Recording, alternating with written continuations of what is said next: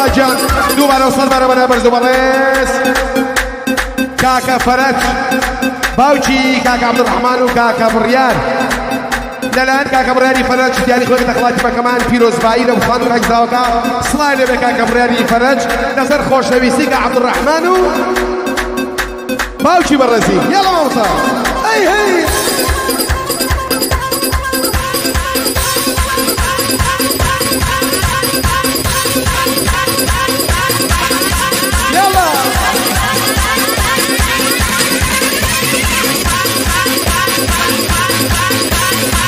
كلامشم وبين كلامشم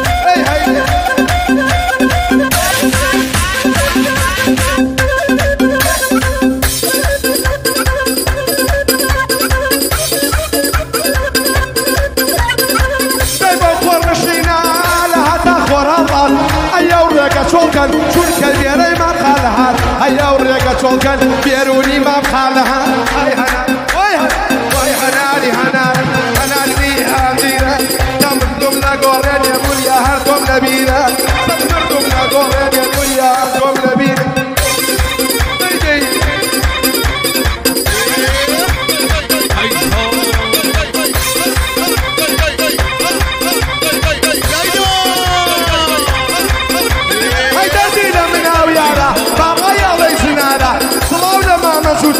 عالم نەوە دیارە باوکی چۆپی ئەشێشێ نازناوەکەی دۆلارە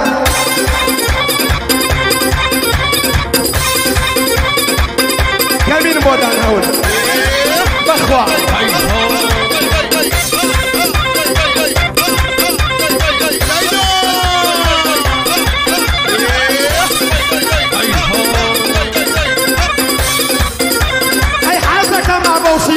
جارجارێ بکەم بالا کاکە ئەو ڕێگە چۆڵکەن هات بێرەی مامەقالە هەر نەکبەتیوی وە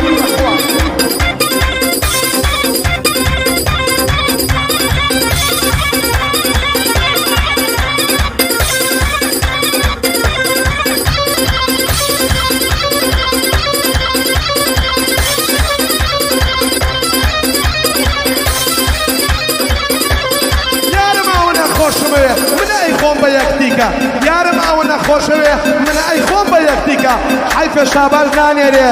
حی باوە و مامسیکە